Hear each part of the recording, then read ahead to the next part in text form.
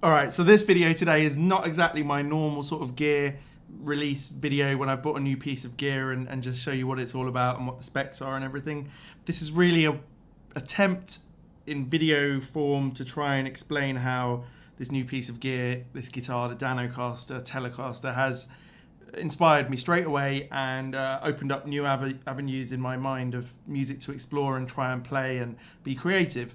And in some ways I find that more important than just telling you what this guitar is and what it's about. There'll be a little bit of that in there, and you can use the timestamps to find your way through the video. Hope you enjoy it. Cheers.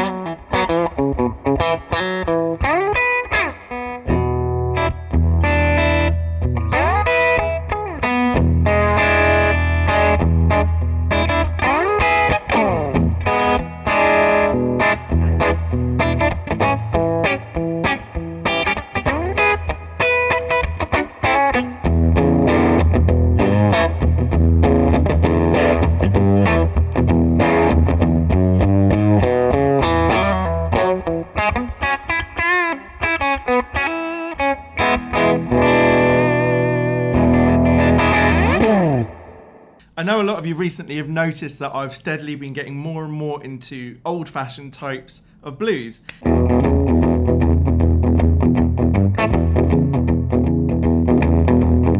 know, Delta blues and things like that are fast becoming a thing I'm incredibly interested in listening to a lot of.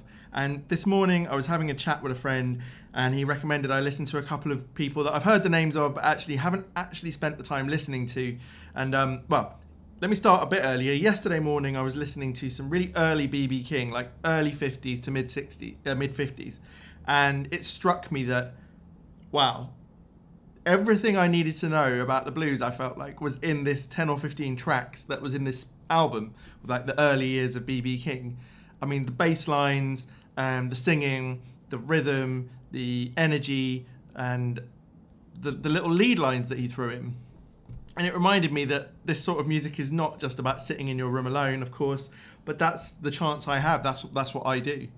So this morning I was listening to Sunhouse, and I was also listening to Lead Belly, and I was listening to a little bit of Lightning Hopkins. And damn, those guys were good.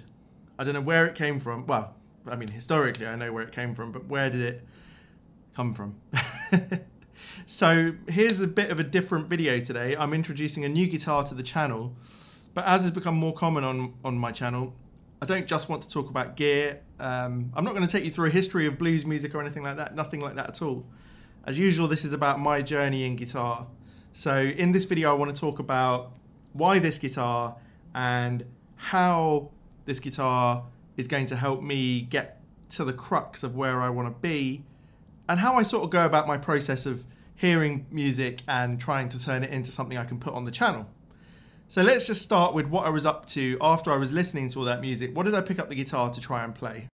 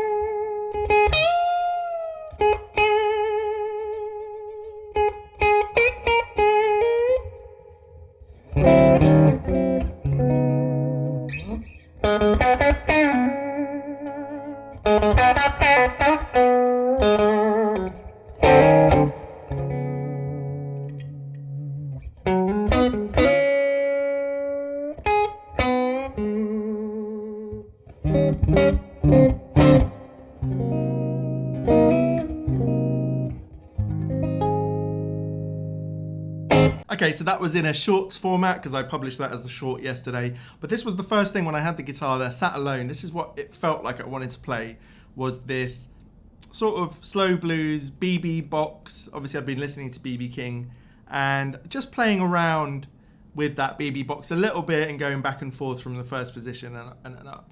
And I really got into that. I don't often show my face when I'm playing on the channel because, you know, it's embarrassing sort of sitting there like that, closing your eyes. But that's how I felt when I was playing it. And yeah, I'm really into that style. But I wanted to go a bit further back. So listening to Lightnin Hopkins, and there's a track, I need to just get the name of, there's a track called Mojo Hand, which is just astonishingly good. And it led me into trying just to not figure out exactly how Mojo Hand went, but gave me a sort of idea for something that I might play. So before I get into that, let me tell you about this guitar. I was trying to sell another guitar, a Gibson ES355, a black custom one, custom shop. And I had that up on Reverb. And I know it's a guitar that people really love the look of. I love the look of it myself. But it wasn't the semi-hollow for me, and ultimately I decided to get rid of it. And oh, Graham, Graham is a viewer of the channel who very early on told me how much he loved that black guitar, and I said if I ever hit 2 million subs, I'll give him one. And I stand by that. I wrote in that comment, I think, yeah, I'll buy you one if I get to 2 million. I'm probably quite safe in that respect. Anyway, I had it up on Reverb for about 10 days, and then I suddenly got a message from a guy saying, do you want to do a swap? I've never done a swap before in terms of high-end gear, and I was like, well, it'd have to be something pretty special, and I was pretty skeptical about the whole thing. But he started showing me the pictures of this Danocaster. If you haven't heard of Danocaster, it's a small boutique brand from the States. I know of them from a channel I think called Ask Zach, and Zach's a great Tele player and great talker of guitar stuff, basically. I think he's also got a thing called the True Tone Lounge. Interviews some of the greatest players on there, Kirk Fletcher, David Grissom, I've seen on there, I think. And so, okay, I thought, all right, I can be into Danocaster. Then I realized that this had Ron Ellis pickups, which not all the Danocasters have. Dan makes his own pickups, I think, and there've been other pickups in there. And Ron Ellis is a name that I've heard a lot of. And I'm currently really into Kirk Fletcher, and Kirk Fletcher uses Ron Ellis pickups quite a lot, and they just can have a really sweet sound and just something I wanted. So, okay, that piqued my interest. They're not easy to get hold of. Danocaster's not easy to get hold of. I thought in my heart of hearts that the monetary value of my Gibson was higher. Could well have been £1,000 higher in terms of what something could sell for on the open market. The Gibson name has something to it, plus it had the big, beautiful hard case and all of that. But the chap, I won't give his name away, chap came over. He's a player and knows a lot of stuff and told me quite a few interesting stories about old guitars that he's tried. And he's got a really cool custom shop 54 Les Paul with the Alnico, 54 Black Beauty Les Paul, I think he said, with the Alnico pickup, staple pickup. I really want to try that. So anyway, he tried the ES, he liked it. I tried the Danocaster, I liked it. We shook hands, done deal. I didn't mind the monetary difference because sometimes it's not about that. Like the reach of the Danocaster in terms of me and my inspiration from it, I knew was bigger than that price difference. And so we just went for it and I'm happy. But boy, have I really fallen for this guitar quickly. I love Blackguard Teles and Whiteguard Teles. This one comes with the Blackguard, although it's not on at the moment. But a friend of mine, Roy, he told me, go on, put a Whiteguard on it. You've already got a Blackguard, and the colour of this one maybe suits a Whiteguard more than a Blackguard even. So I think I might do that. It's going to look epic. Anyway, it just happens to go really well with my Lazy J amp. And having listened to all this music this morning, I wanted to try and do something. So here's a point of view that I have. I don't think that everything has to be the polished and finished article. We're so used to watching social media and seeing people come across with 1 minute, 2 minutes, 3 minutes of incredible things. You know, from Mateus Asato and a lot of these Japanese players on Instagram who play these incredible, complicated things and very clean. Polyphia. There's lots of players, even in the blues and rock realm, that do similar things that are incredible. But probably you don't see the hundreds of hours of work behind the scenes. I know Mateus Asato had a problem with this and gave up Instagram for a while. There was just too much pressure and too much time gone into it. So for me, my demos are always improvised on the spot, and maybe that comes across. And sometimes it takes me several takes. Well, today I'm not going to get to the finished article because I had this idea of something I wanted to play, and mechanically it's probably going to take me a few weeks to get good at it, and I haven't. But that's why this video is a bit different. I want to take you through the sort of anatomy of a failed demo and see what you think of that. It might just be that you sit there practicing and not quite getting it sometimes, and this might inspire you or make you feel okay or whatever. A couple of times I hit the notes right and the timing right and I was super happy, and a lot of the time I wasn't happy. So here we go. So in my head I suddenly had this idea of this high up repeating thing.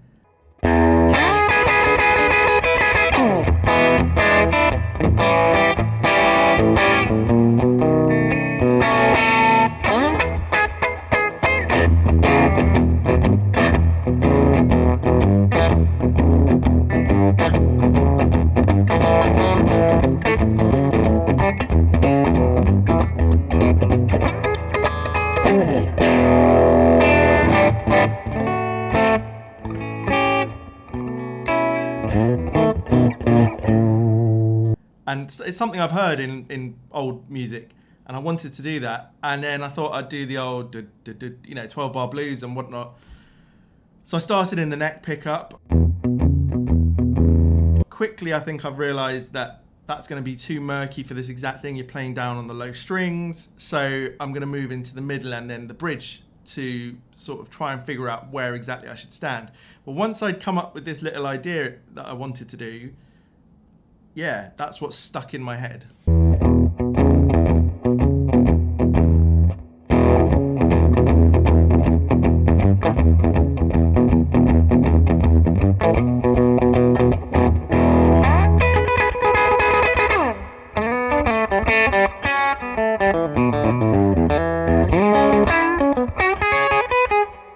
Okay, so I didn't realize I'd actually caught that on recording. This is what happens when I'm trying to play something new, and it's difficult because I give it a go, and then randomly end up noodling in open E minor and then playing something up here without even thinking. This is the danger of like just letting your brain play the guitar for you, or should I say your fingers play the guitar for you, and not connecting everything together. You just end up going back to things you're comfortable with, which is exactly not what I want to be doing right now when I'm trying to make something new for myself.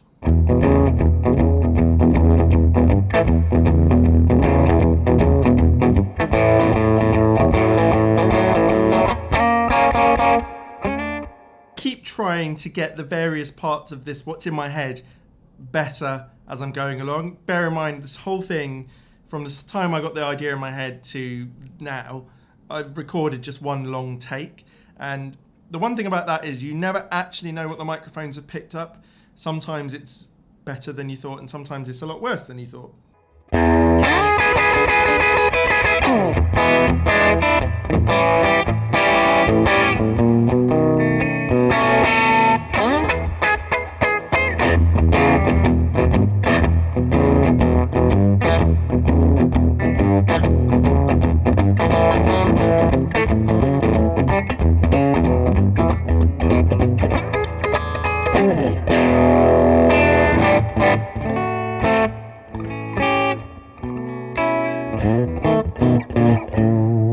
So I finally made it into the bridge pickup, and on this guitar the bridge pickup and the neck pickup are miles apart from each other in terms of tone and feeling. The neck pickup is what Ron Ellis calls like a tall Tele pickup. Not exactly sure, but it's an attempt to give it slightly a bit more stratiness, but I think it retains that Telecaster thud and feeling. But yeah, there is something different about it. And then the bridge pickup is really quite bright, but it's very articulate. It's not as hot and compressed as some I've played. It's not as brittle as some others I've played. It works quite well, I think, especially when you roll it down a little bit and it's not so bright. So yeah, once I hit the bridge pickup, I think that's where I knew I had to stay.